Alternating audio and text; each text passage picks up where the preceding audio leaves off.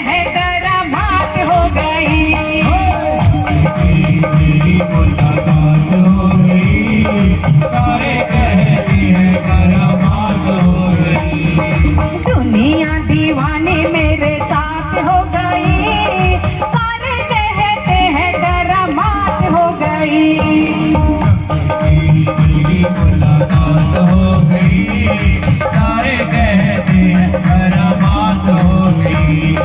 जब से तेरी मेरी मुलाकात हो गई, सारे कहते हैं करामात हो गई। जब से मेरी मुलाकात हो गई, सारे कहते हैं करामात हो गई, सारे कहते हैं करामात हो गई, सारे कहते हैं करामात हो गई, सारे कहते हैं करामात हो गई। बोलो बांके बिहारी लाल की, बोलो गुरुदेव भगवान की, बोलो बरसाने वारी की।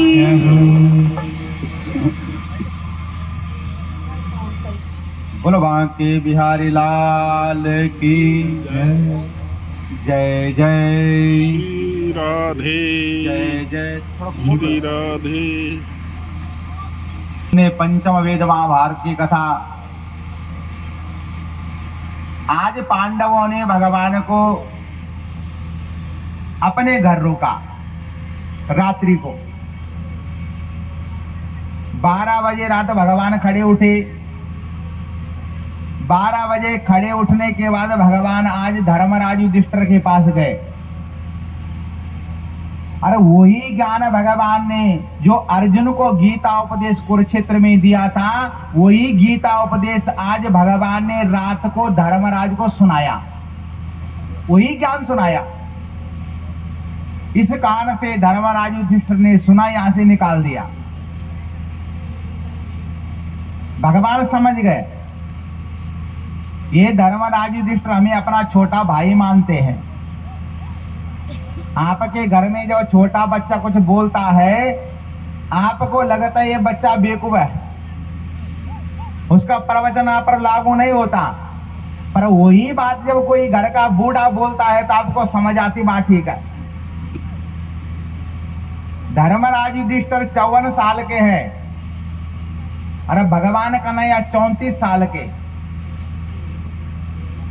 धर्मराज युधिष्ठिर भगवान को छोटा भाई समझते हैं। भगवान कन्हैया जो भी कहते हैं धर्मराज समझते हैं छोटा है, सच थोड़ी बोलेगा। सारी रात को गीता उपदेश सुना, पर धर्मराज जी के समझ में कुछ नहीं आया।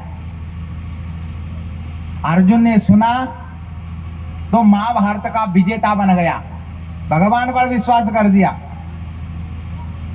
पर धर्मराज माने नहीं। भगवान समझ गया इन पांडवों को, इन धर्मराज जी को किसी बूढ़े दाढ़ी वाले के पास ले जाना चाहिए।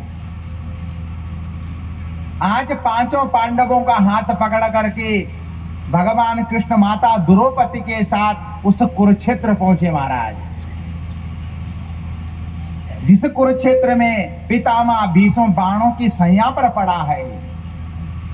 उन पांडवों का दादा जिस पितामह भीष्म ने उंगली पकड़ करके उन पांडवों को चलना सिखाया, आज उन्हीं का दादा बाणों की सैया पर पड़ा है। इतना बड़ा साम्राज्य का मालिक, परशुराम जी का चेला, गंगा का वो पुत्र, राजा शांतनु का वो बेटा पितामह भीष्म, जिस पितामह भीष्म के एक बाण में इतनी शक्ति है कि एक बाण से 14 लोगों को समाप्त कर सकता है पितामह भीष्म। इतना बलवान है पितामह भीष्म। आज वो पितामह भीष्म जिसको अपनी मां से इच्छा मृत्यु का वरदान मिला है कि जब चाहे मर सकता है, आज वो पितामह भीष्म जिसके नाती पोते दोते खेल रहे हैं, इतने बड़े घर का मालिक अकेला पड़ा है कुरुक्षेत्र में।